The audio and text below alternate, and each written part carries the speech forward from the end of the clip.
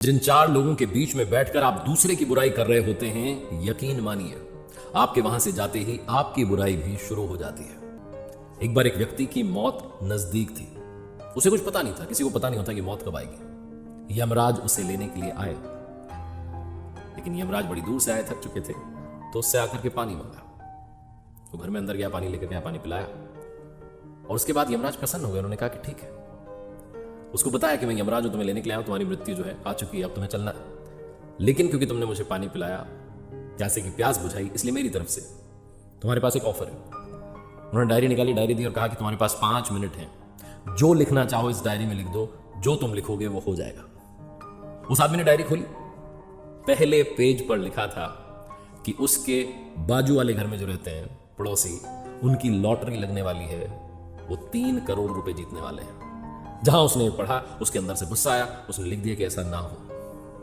अगला पेज पलटा, अगले पेज पर लिखा था कि जो राइट साइड में रहते हैं उस वाले पड़ोसी की किस्मत बदलने वाली है, वो अब तक जो नेतागिरी कर रहा था वो चमकने वाली है और वो मंत्री बनने वाला है।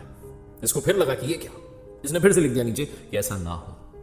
अगला पेज पलटा तो लिखा था कि जो सामने वाले मकान में रहते हैं उनके घर में नई गाड़ी आने वाली है। इसने नीचे लिख दिया कि ऐसा ना हो, उसको गाड़ी नहीं मिलनी चाहिए, वो इसी लायक है कि 2 व्हीलर पर घूमता रहे।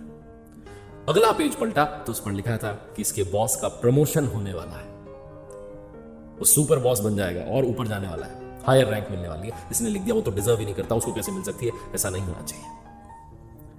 उसका अगला पेज पलटा, बारी इसके लिखने की थी, इसे लिखना था अपने बारे में, लेकिन तभी यमराज ने पेन जो था छीन लिया और कहा 5 मिनट खत्म हो गए। ये गिड़गिड़ाने लगा, कहने लगा बस मेरा पेज आ गया, मैं लिखने वाला हूं। उन्होंने कहा नहीं, समय समाप्त हो गया। तुम्हें 5 मिनट मिले थे अपनी किस्मत बदलने के लिए, लिखने के लिए जो तुम चाहते हो, लेकिन तुम पहले पेज पर लिख रहे हो कि ऐसा ना हो, दूसरे पर लिख रहे हो ना हो, तीसरे पर लिख रहे हो ना हो, तुम लिखते जा रहे हो ना हो, क्योंकि तुम्हें इस बात से चिढ़ है कि तुम्हारे अलावा दूसरों के जीवन में खुशियां आ कैसे सकती हैं।